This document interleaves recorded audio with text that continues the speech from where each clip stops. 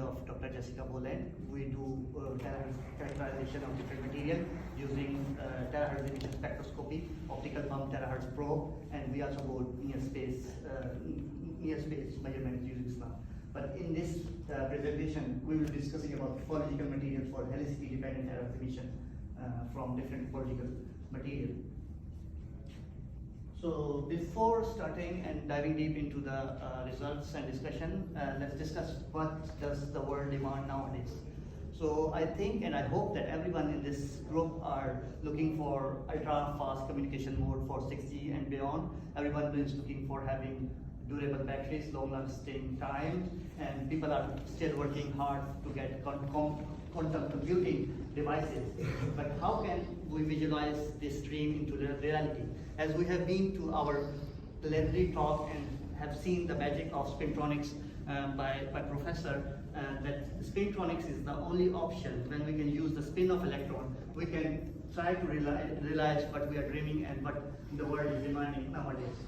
So I think that topological insulator have the capability to come up with all these applications based on different physical phenomena, which includes topological protected time reverse symmetry, which is good for batteries, and then robust to back scattering, which can help us for communication devices. And there are different attributes, which includes block states, spin polarized photocurrents, gapless high conductive states, quantized photocurrent, quantum Hall effect, and giant vector resistance. And how can we study these is by exploiting helicity-dependent photocurrent from topological insulators.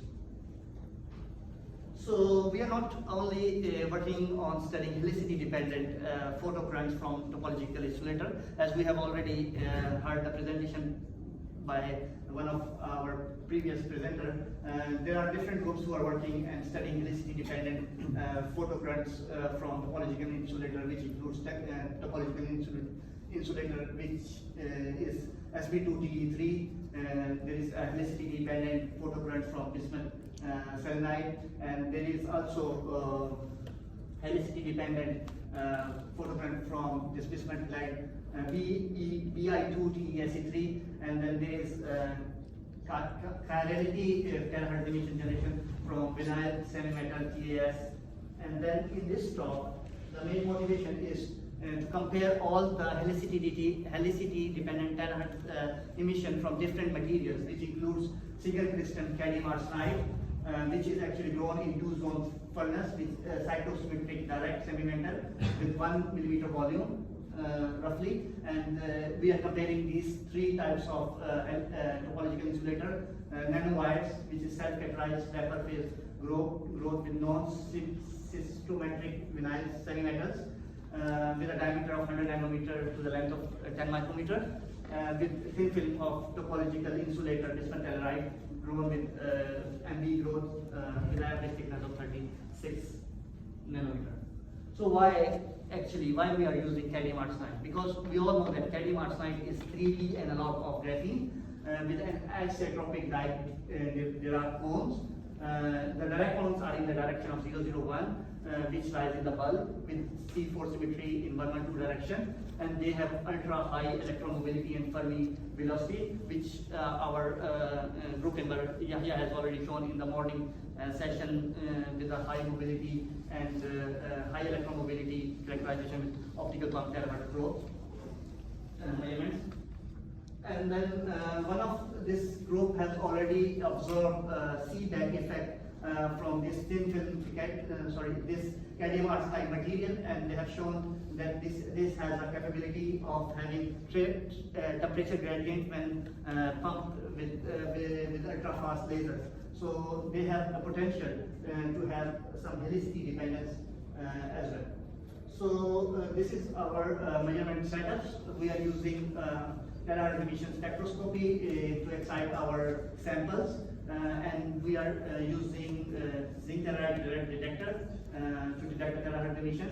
Our crystal orientation and the changing polarization of the optical pulse is by lambda by 4 waveplength. We are we are changing the polarization, and we are also changing a crystal orientation of the material, and we are observing terahertz emission, and we are comparing all these three types of topology. So let's see about how the fluence dependence look like. So we have this fluence dependence for both nanowires and gallium arsenide crystals. So we have observed a linear trend at low fluences, and we have observed saturation at high fluences. And you can see that they both have the same trend with nanowires as well as with crystal structures.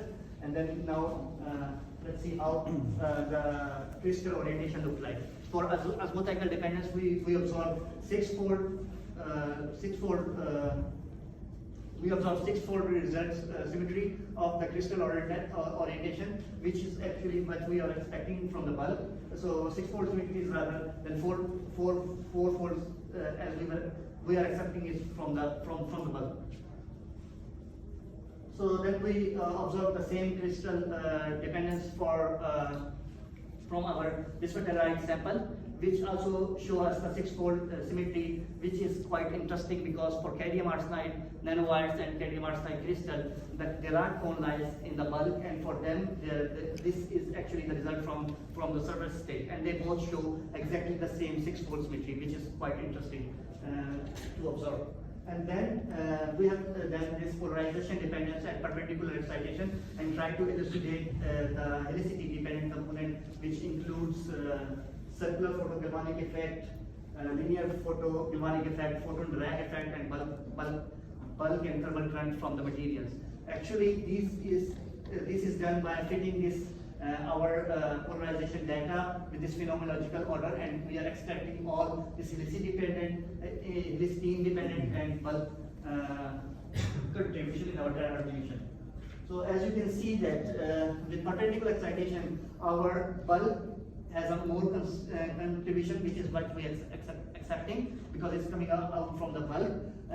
But most of the terahertz emission is coming out from the bulk, and then we are observing some sort of terahertz emission from this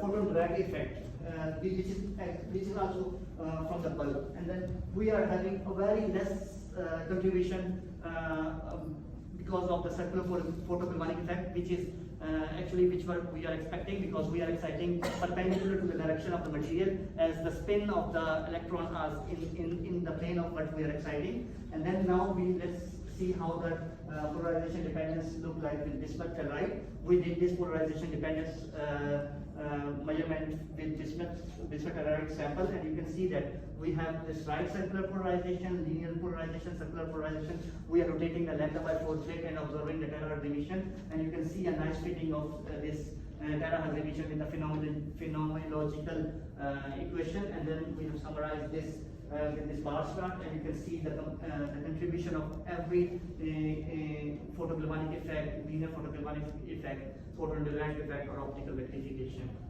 And then we have tried to fit with all global fitting of all the terahertz emission based on this phenomenological equation, and we have come up and summarized everything how the terahertz emission is dependent on based on different photocurrent. And that's all from my, and then I conclude my presentation with this and summarizing it with this, that we have compared PI materials, semi and vinyl metals with gallium arsenide to thin films of this metallinite. We observed helicity-dependent terahertz emission and observed the same trend, although the crystal structure is totally different. And then for future, is there any potential for on-chip communication? So we are trying to make nanowires with topological insulator, and we are trying to see if we can use that helicity-dependent to probe some modulator terahertz devices in future. And that's all from my end. If you have any questions, please speak.